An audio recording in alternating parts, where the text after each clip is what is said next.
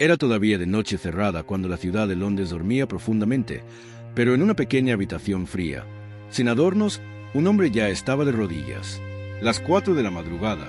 Ni un rayo de sol se asomaba todavía en el horizonte, y sin embargo aquel hombre llevaba ya despierto varios minutos, con los ojos cerrados y el corazón abierto, hablando con alguien que, para él, era más real que las paredes que lo rodeaban. Ese hombre se llamaba John Wesley, y lo que estaba a punto de vivir cada mañana durante más de 50 años cambiaría no solo su propia vida, sino el curso espiritual en naciones enteras. ¿Qué hacía exactamente este hombre en ese cuarto secreto? ¿Qué buscaba con tanta desesperación antes de que el mundo despertara? Y sobre todo, ¿por qué insistía, día tras día, año tras año, en repetir el mismo ritual sagrado sin faltar jamás, incluso cuando estaba enfermo, exhausto viajando a caballo por caminos peligrosos? Hoy vamos a descubrir el secreto detrás del hombre que fundó el metodismo, que predicó más de 40.000 sermones y que recorrió a caballo una distancia equivalente a dar la vuelta al mundo 10 veces, todo sostenido por una sola disciplina invisible que pocos se atreven a imitar hoy: su tiempo diario a solas con el Espíritu Santo. John Wesley nació en 1703 en Epworth, Inglaterra, en el seno de una familia numerosa marcada por la disciplina y la fe. Su madre, Susanna Wesley, una mujer de convicciones profundas, educó a sus 19 hijos con un rigor espiritual que dejaría una huella imborrable en John. Se cuenta que Susanna apartaba 1 hora diaria para orar a solas, encerrándose en su habitación y cubriéndose el rostro con el delantal para que sus hijos supieran que no debía ser interrumpida bajo ninguna circunstancia. Aquella imagen, la de una madre que consideraba la oración más urgente que cualquier otra tarea doméstica, quedó grabada en la mente de John desde la infancia. Años después, ya siendo un hombre adulto y un predicador reconocido, confesaría que aquella escena silenciosa había sido su primera escuela de oración. Pero lo que parecía una simple costumbre familiar se transformaría, con el tiempo, en algo mucho más profundo. Una búsqueda ardiente de la presencia real de Dios, una hambre que ninguna actividad religiosa externa lograba saciar. Durante sus años en Oxford, Wesley fundó junto a su hermano Charles y a un grupo de amigos comprometidos lo que llegaron a llamar el Holy Club, el Club Santo.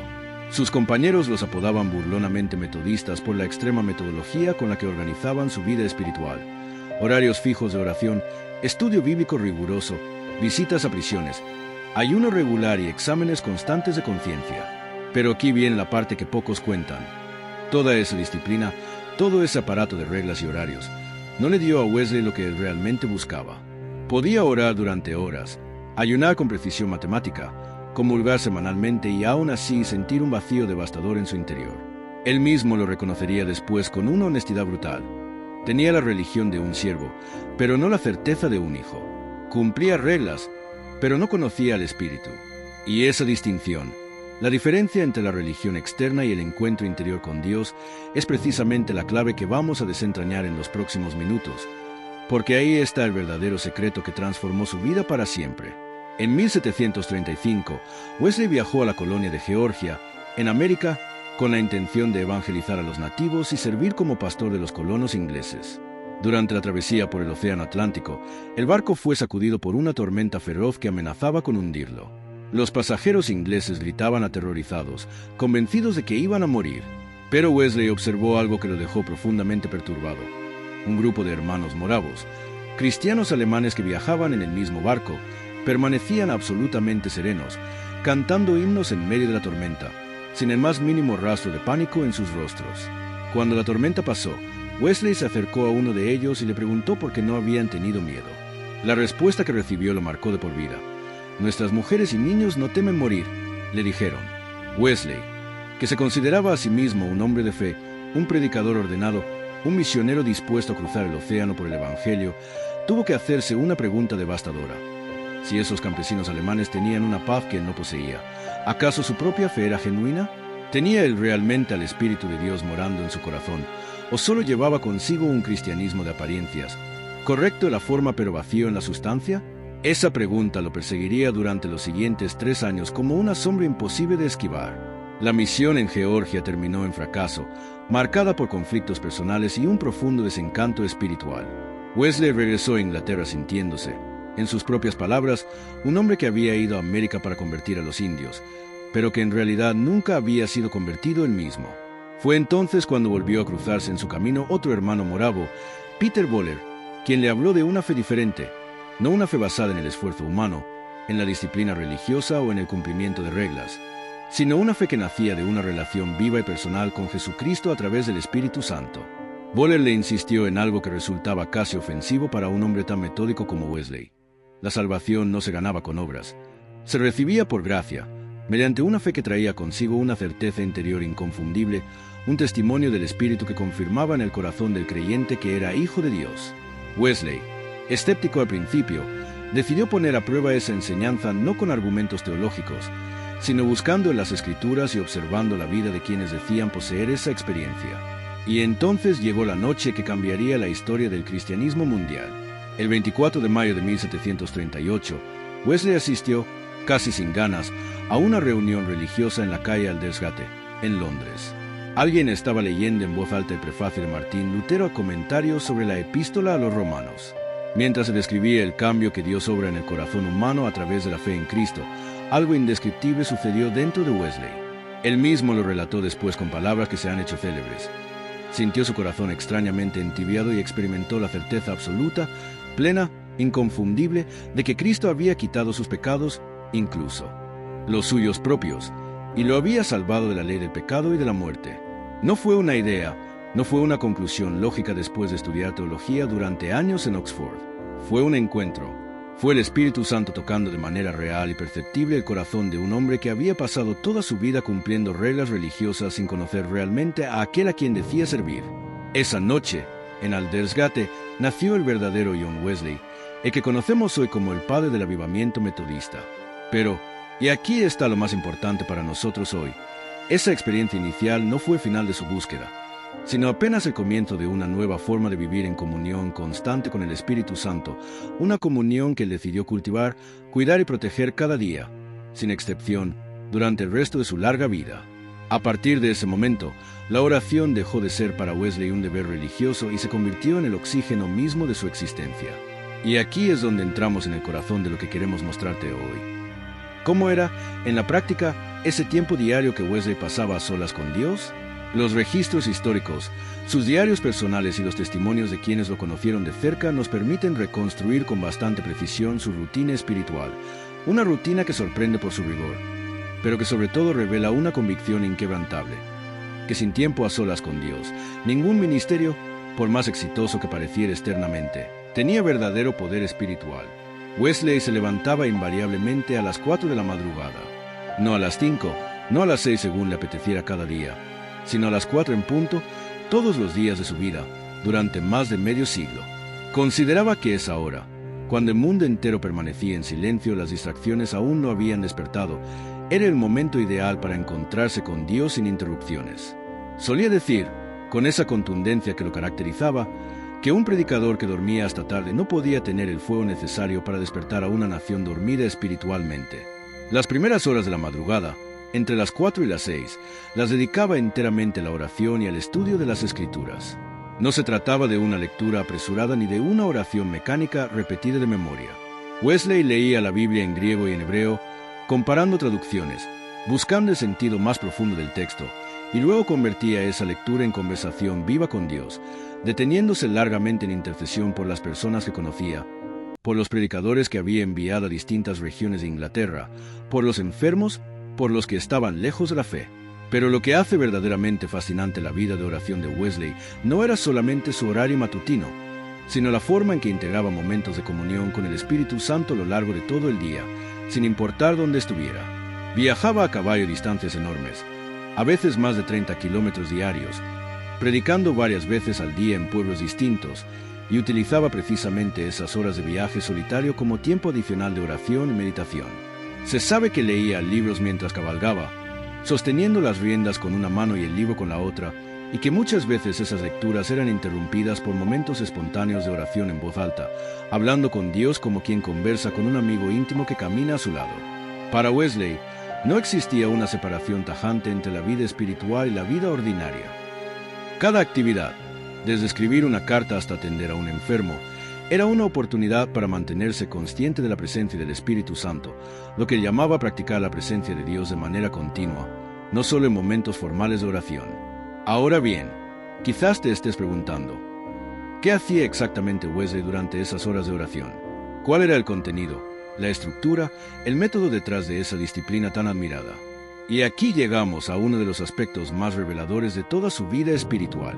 Wesley no improvisaba completamente su tiempo con Dios, pero tampoco lo convertía en una fórmula rígida y sin vida. Combinaba tres elementos esenciales que sostenían su comunión diaria con el Espíritu Santo. El primero era el examen de conciencia. Cada mañana, antes de comenzar cualquier otra actividad, Wesley se detenía a examinar su propio corazón, preguntándose si había alguna actitud, pensamiento o acción del día anterior que necesitara ser confesada y entregada a Dios. No lo hacía con una actitud de condenación o angustia, sino con la convicción de que la santidad práctica, la pureza interior, era condición indispensable para experimentar la plenitud del Espíritu. El segundo elemento era la meditación profunda en las Escrituras, no como ejercicio intelectual, sino como alimento espiritual diario, buscando escuchar la voz de Dios a través del texto bíblico y aplicarla concretamente a su vida y ministerio. Y el tercer elemento, quizás el más determinante, era la intercesión sistemática. Wesley llevaba consigo listas de personas, comunidades y necesidades específicas por las cuales oraba de manera constante, entendiendo que la oración intercesora era un arma espiritual poderosa capaz de transformar naciones enteras, no solo circunstancias individuales. Existe un detalle particularmente conmovedor sobre la vida de oración de Wesley que muchos desconocen, incluso en los momentos más difíciles de su ministerio, cuando enfrentaba persecución violenta, cuando multitudes enfurecidas lo atacaban físicamente por predicar el Evangelio en las calles, cuando era expulsado de iglesias y calumniado públicamente. Jamás abandonó su disciplina de oración matutina. De hecho, sus diarios revelan que precisamente en esos periodos de mayor presión, intensificaba aún más su tiempo a solas con Dios, convencido de que la fortaleza para resistir la adversidad no provenía de su propia voluntad ni de su carácter naturalmente firme, sino de una dependencia constante renovada del Espíritu Santo. Esto nos lleva a una verdad que atraviesa toda su biografía como un hilo conductor imposible de ignorar. Wesley no oraba porque tuviera tiempo libre o porque las circunstancias fueran favorables. Oraba precisamente porque las circunstancias eran adversas, porque el ministerio era exigente, porque sabía, con una claridad que muchos cristianos modernos han perdido, que sin ese tiempo secreto con Dios, toda su actividad religiosa externa se convertiría en un cascarón vacío, en una forma sin poder, exactamente como había sido su vida antes de Aldersgate. Otro aspecto revelador de su práctica espiritual era el uso constante del ayuno como complemento de la oración. Wesley ayunaba regularmente, generalmente los miércoles y viernes, siguiendo una tradición que había aprendido de la iglesia primitiva y que consideraba esencial para mantener la sensibilidad espiritual necesaria para escuchar la voz del Espíritu Santo con claridad. No se trataba de un ayuno legalista realizado por obligación religiosa, sino de una herramienta consciente para quebrantar la dependencia excesiva del cuerpo y las comodidades materiales, permitiendo que el hambre física se convirtiera en un recordatorio constante del hambre espiritual más profunda que solo Dios podía saciar. Llegó a enseñar públicamente que muchos cristianos de su época habían perdido el poder espiritual genuino precisamente por haber abandonado esta disciplina, cambiando la búsqueda ferviente de la presencia de Dios por una religiosidad cómoda y superficial. Pero quizás el elemento más sorprendente de toda la vida de oración de Wesley, el que representa el verdadero clímax de esta historia, es la manera en que él entendía la relación entre la oración privada y el poder público de su ministerio.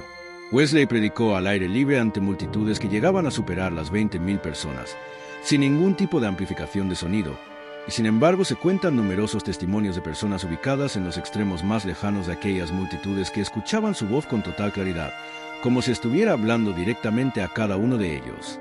Se registraron también innumerables casos de personas que caían al suelo bajo una convicción de pecado abrumadora mientras Wesley predicaba, de enfermedades sanadas instantáneamente, de vidas completamente transformadas en cuestión de minutos. Wesley mismo, lejos de atribuir estos fenómenos a su habilidad oratoria o a su carisma personal, insistía una y otra vez en que todo aquel poder provenía directamente de las horas invertidas en el lugar secreto, en la comunión ininterrumpida con el Espíritu Santo que precedía cada sermón, cada viaje, cada encuentro con las multitudes. Él estaba absolutamente convencido, y lo repitió incansablemente a los cientos de predicadores metodistas que formó a lo largo de su vida, de que ningún talento humano, por más pulido que estuviera, podía sustituir la unción que solo se recibía en la quietud de la oración diaria y sostenida. Wesley vivió hasta los 87 años, una edad extraordinaria para su época, y hasta pocos días antes de morir seguía manteniendo su disciplina de oración matutina. Seguía predicando, seguía viajando y escribiendo. Cuando finalmente llegó su hora, rodeado de sus más cercanos colaboradores, Sus últimas palabras coherentes fueron: "Lo mejor de todo es que Dios está con nosotros". No fueron palabras de un hombre que hablaba teóricamente sobre la presencia divina, sino el testimonio final de alguien que había experimentado esa presencia de manera tangible, constante y transformadora durante más de 50 años de comunión diaria en el lugar secreto. El movimiento que él fundó, el metodismo, terminaría transformando profundamente la sociedad inglesa, contribuyendo a reformas sociales, a la abolición de la esclavitud, a la educación popular y a un avivamiento espiritual que se extendería posteriormente por todo el mundo, incluyendo América Latina, donde millones de personas hoy siguen los principios espirituales que Wesley estableció hace casi 3 siglos. Y llegados a este punto, después de recorrer juntos la extraordinaria vida de oración de este hombre, cabe hacernos una pregunta que quizás resuene más fuerte que cualquier dato histórico que hayamos compartido hoy. Si un hombre con las responsabilidades de Wesley, viajando constantemente, enfrentando persecución, liderando un movimiento que llegaría a contar con cientos de miles de seguidores, encontraba tiempo cada madrugada para encontrarse con Dios en secreto, ¿qué excusa podríamos tener nosotros hoy, con todas las comodidades modernas, para no apartar ese mismo tiempo sagrado en nuestras propias vidas? La historia de Wesley no nos fue entregada simplemente como un dato curioso del pasado, sino como un espejo que nos confronta directamente. La diferencia entre una vida espiritual de apariencias y una vida espiritual de poder real no está en el talento, ni en la inteligencia, ni siquiera en las circunstancias favorables, sino en la disposición a buscar diariamente, en lo secreto, la presencia transformadora del Espíritu Santo. Si esta historia tocó tu corazón de alguna manera, si sentiste ese mismo llamado interior que sintió Wesley aquella noche en Aldersgate, te invitamos a que nos lo cuentes en los comentarios. ¿Cuál fue la parte de esta historia que más te impactó? ¿Y estarías dispuesto a comenzar tu propio tiempo diario en el lugar secreto con Dios? No dejes pasar por alto este mensaje sin dejar tu huella aquí abajo, porque tu testimonio puede inspirar a otras personas que están leyendo estos comentarios en este mismo momento. Si quieres seguir descubriendo historias como esta, historias de hombres y mujeres que marcaron la historia del cristianismo a través de su búsqueda ferviente de Dios, dale like a este video ahora mismo y suscríbete a nuestro canal para no perderte ninguna de las próximas entregas que estamos preparando para ti. Y si conoces a alguien que necesita escuchar este mensaje hoy, compártelo con esa persona, porque quizás esta sea exactamente la palabra que estaba esperando. Nos vemos en el próximo video, y recuerda, el mismo Espíritu Santo que transformó a John Wesley en aquella pequeña habitación fría de Londres sigue esperando encontrarse contigo hoy mismo, en tu propio lugar secreto.